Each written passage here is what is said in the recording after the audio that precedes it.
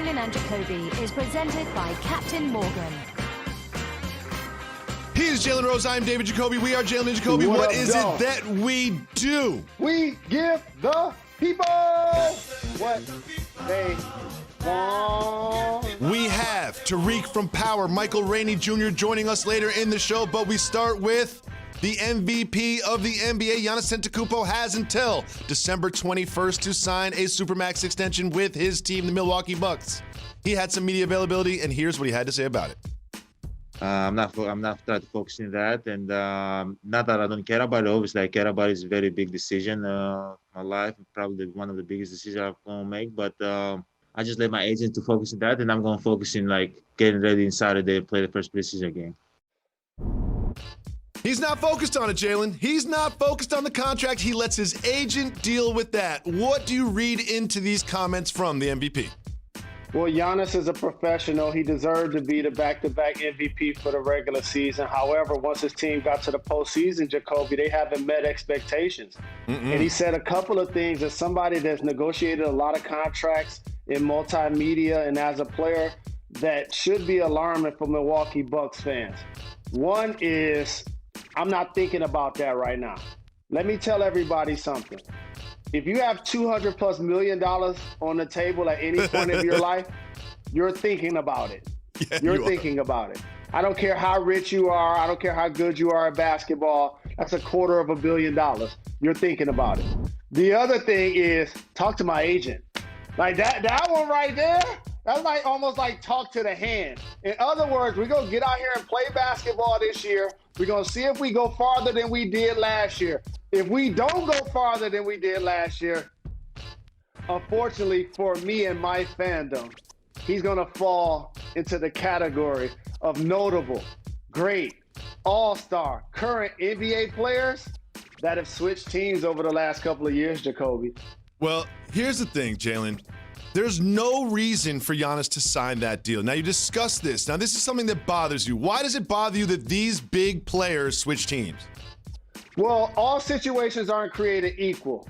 Kyrie Irving was trying to find a home. When he left Cleveland, he left Boston, and he landed with KD with the Nets. Russell Westbrook was an MVP a handful of years ago, Jacoby. He's going to be on his third team in 3 years. Paul George wanted to return to Cali to team up with Kawhi Leonard. And Jimmy Butler was looking for happiness. That's all he didn't get it in Chicago, didn't get it in Minnesota, didn't get it in Philly. He found it in Miami. But Jacoby, what changes the landscape of the NBA is when you have MVP level players, champions, finals MVPs, superstars changing teams. That really affects the dynamics of the league. Ask Oklahoma City. Remember we used to talk about them? We don't talk about them no more. You know why? They don't have Russ, they don't have KD, and they don't have Harden. That's just how this game works. And so when you look at that list, that's probably 10 or 11 of the top 20 players in the entire NBA that have changed teams over the last couple of years. Anthony Davis realized that he wasn't going to get it done with the Pelicans, so he let them know that, hey, I want to go to LA and team up with LeBron. And Kevin Durant, he left the Splash Brothers to go to the Nets. And we know LeBron is the person as a superstar in the modern era that actually ushered that into today's game, that shows the player that you don't have to necessarily be loyal to one teammate, team, or franchise. You can kind of get your money on and off the floor, top dollar, plus go to a market you really want to play in and hope to win a ring. And I see absolutely nothing wrong with that. Like, you love Dame Lillard's loyalty to Portland. Like, you love it that he wants to stay there his whole career. And you want Giannis to do the same. You want Giannis to sign right now and commit to 6 years of being in Milwaukee. But you mentioned something that's very important. Happiness. What if Giannis is unhappy with his teammates and his situation and his roster? And what if Giannis is frustrated by losing and not getting over the hump? What if he doesn't like the way that Coach Bud sets up his defense and it's very effective for the regular season, maybe not so much for the postseason? If he's unhappy, why should he stay loyal? Why should he stay if he's not happy? And there's no reason for him to sign an extension right now. That exact same contract, the exact same contract is available to him after this season. So why wouldn't he play this season, see how it goes, see how Drew Holiday and some of the new pieces fit, and then make his decision later? And if he's not happy with the way that they're going, go ahead and switch teams. It's not even about ring chasing. It's about happiness chasing. What is wrong with trying to be happy? Jacoby, let me give you a few examples I saw in NBA history, and I played against a few of these guys. I remember when Kobe and Shaq started their three-peat. Each of those guys enjoyed the championships they won without one another more than the ones that they did together. Kevin Durant just left the Golden State Warriors and the Splash Brothers, Jacoby. That's so he could try to win with the Nets, and he's going to value that more. These all-time great players are just wired different. They're not built like the rest of us, Jacoby. And so the reason why I hope Luka stays with Dallas and Trae Young stays with Atlanta, and I'm glad that Steph is renegotiating with the Warriors, and I hope they get that done. Same with Dame Lillard, is because I want to have a remote control in my hand and actually see great players spread out throughout the NBA. Not only talk about 4 or 5 teams because 8 or 9 of those players play on those squads. Like, we're going into next season. The ESPN list just came out about who they think are the top players in the league. They had LeBron James and Anthony Davis 1-2. At the park, those will be the 2 guys picking teams, right? But now they're playing with each other. Facts. That's all I don't I'm saying. mind it at all. I don't mind it at all. And if Giannis called my phone, I would say, don't sign that extension. And if he wasn't happy with the way the Bucks were going, he should go to Dallas and play with Luka. He should. It's not about ring chasing, it's about happiness chasing. If that'll make him happy to go down there and play with Luka, then go do that. You don't have to stay in Milwaukee just because they drafted you. You don't have to stay there just because they drafted you. If you're unhappy and you've fallen short of your expectations and the team's expectations, go ahead to a different team. Do what makes you happy. I have no problem with that whatsoever. So let me ask you this. Based on that theory, are you telling me that Anthony Davis would never have won a championship with the Pelicans? Or that Giannis won't ever win a championship with the Bucks? Because you know what I'm old enough to remember? When people thought Dirk would never win one with the Mavs. And he did. And his legacy is cemented. They're going to name a street after him. He's going to get a statue. Okay, so that ring is going to be just as special to him as KD's 2 with the Golden State Warriors. Trust me, that's exactly what I'm talking about. Of course. Well, I'm glad you brought up KD because there is some news about KD, but news to everybody that doesn't watch J&J. For J&J watchers, it's broken news. To everyone else, it's breaking news. To Jalen and Jacoby listeners, it's broken news.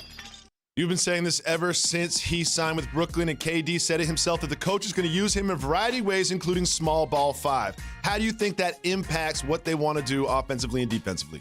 How basketball is played in the East is way different than it's played in the West. In the West, most of the elite players are still big guys. Other than Dame Lillard and Luka and Steph Curry, you still got LeBron, AD, Jokic, or whatever. When you look at the Eastern Conference, the best bigs, Embiid, Bam Adebayo, Vucevic, that's only 3 teams.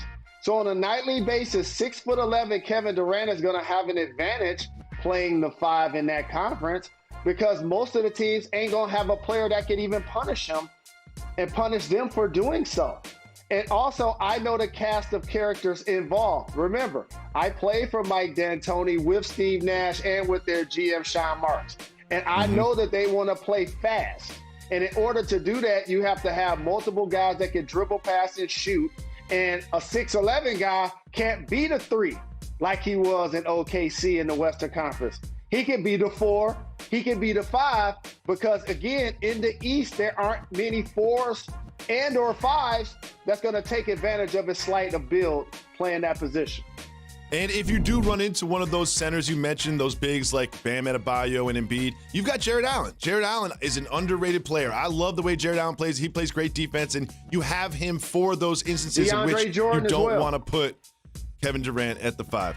Jalen, your Michigan Wolverines have had a dumpster fire of a football season, but the implications on an actually good team are this, that Ohio State was supposed to get 6 wins minimum to get into the Big Ten championship. They have changed the rules in order to put Ohio State in, even though they have only played 5 games. I support this decision. Let's have the best teams in the championship. What do you think about them adjusting the rules mid-season to put Ohio State in the championship? Here's the thing. If you're a member of a Big 5 conference, the only reason you want to return during COVID and without fans is to propel the teams in your conference. So if you're the Big Ten, you wanted this season to start and you hope that everybody got a chance to play their full schedules. But other than that, you want to make sure your marquee team, and that did come from a Michigan Wolverine, because the Ohio State Bucks have owned us. They were Absolutely. a 30-point favorite this year. You want the current marquee team to have the opportunity to play in the conference title game, which is low-hanging fruit, but also the conference playoff. And in order for that to happen, the conference can get a check and split it based on how well Ohio State does. So just like the ACC did, as they allowed Notre Dame to join the conference and then made sure they were going to be in the conference championship, the Big Ten is just doing the exact same thing. It's, at the end of the day, you can always just follow the money to the root of the decision. And that's what this is about. They want their team in the playoff to get that check. It is time for some very important news that matters.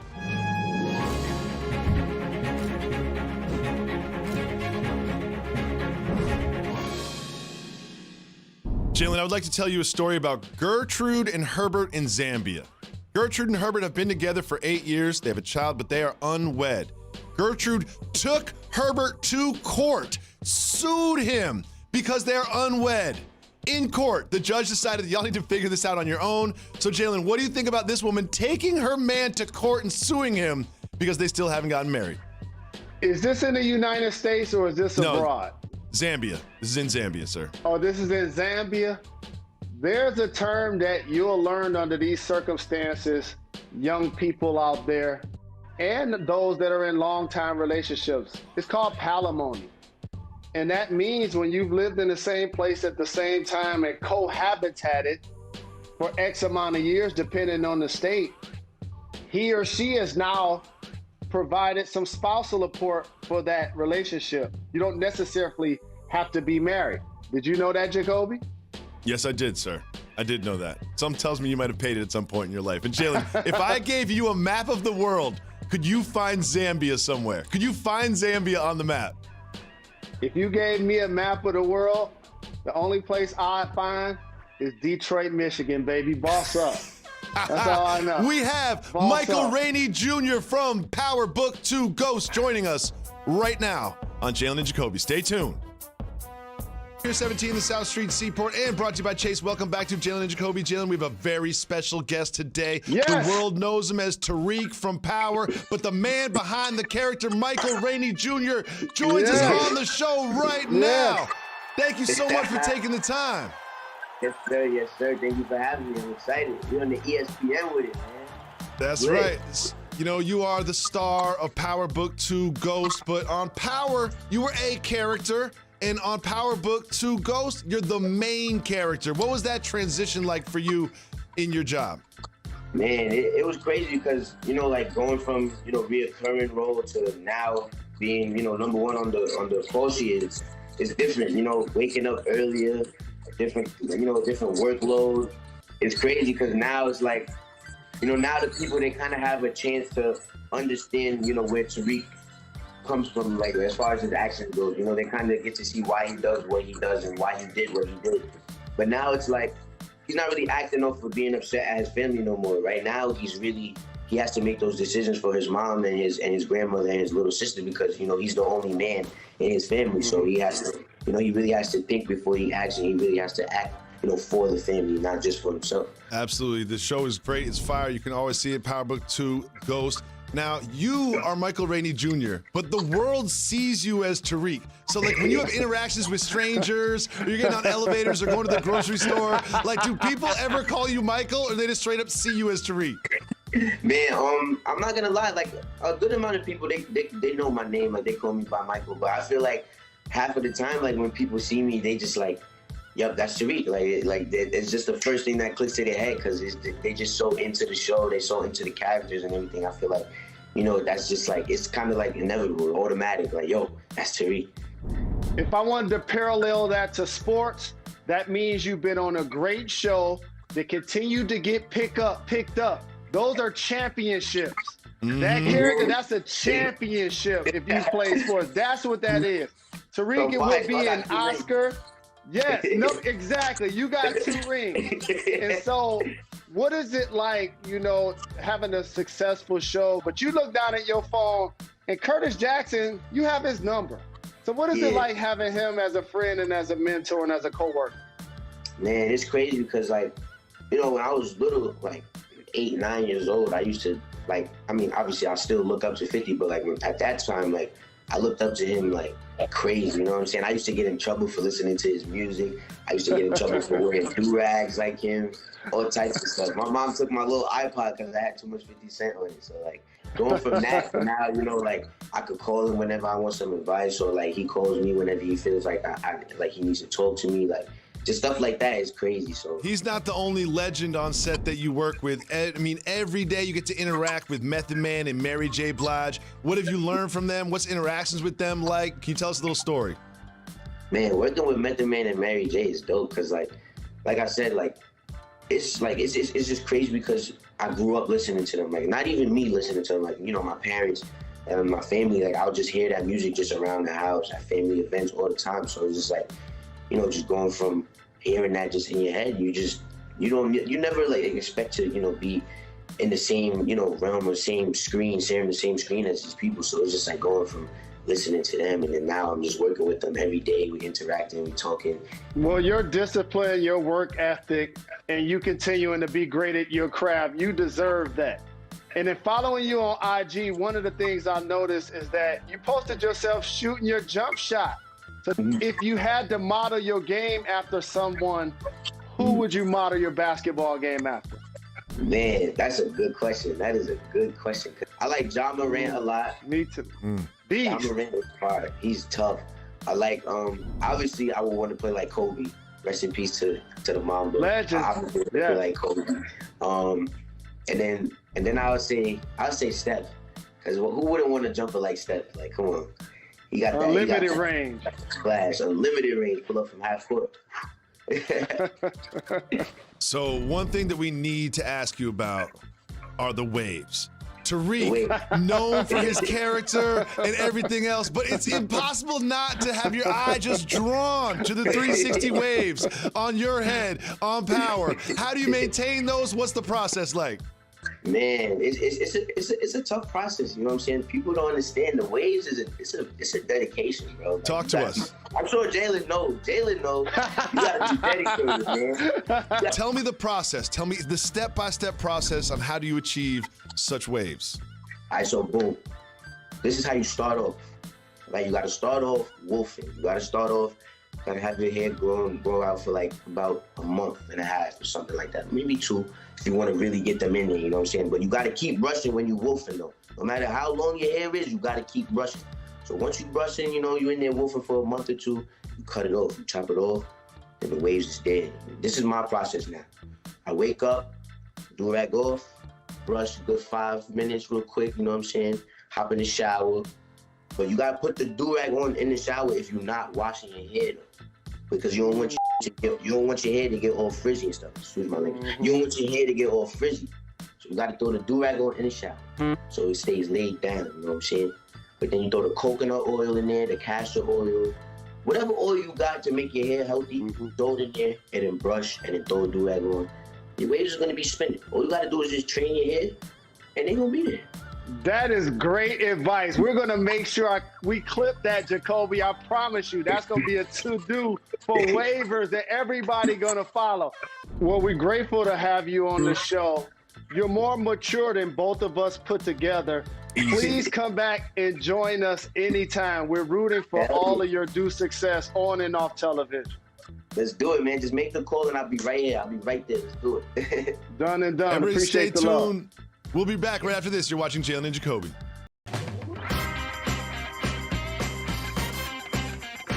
They're still sweeping the confetti off the floor in Orlando, but the NBA preseason is already here. Friday night, 10:30, the Kings against the Trailblazers. That's on ESPN. Welcome back to Jalen Jacoby. Jalen, very intriguing game this evening on Thursday Night Football between the Rams and the Patriots. What do you think can happen this evening for the Patriots to pull off the upset? So Jalen Ramsey doesn't have what's considered an elite wide receiver to follow around, like DeAndre Hopkins. What about Jacoby? Jacoby? You know what he's going to be doing? He's going to be blitzing. He has a chance to get him like a fumble recovery for a TD, maybe a pick six. I guarantee you he's going to be very active tonight and making plays for his team. Well, for motivation, the Rams only need this image of Bill Belichick and the Patriots winning the Super Bowl against them, holding them to 3 points in the Super Bowl with all that time to prep. So you know they're fired up for this one. I love the Patriots defense. I love their commitment to running the ball and moving the ball. I think they pull off the upset tonight on Thursday Night Football. I'm calling it, and I'll be back tomorrow to celebrate my right decision and ignore it if I am wrong. Jalen, what do you think about this Patriots defense? Can they stop the Rams offense that has come into form in the last month or so? Stat of the week. This is what I think about the Patriots defense and special teams. Cam Newton threw for 69 yards, Jacoby taught me, and they scored 45 points. We'll be back tomorrow, ESPN at 2 p.m.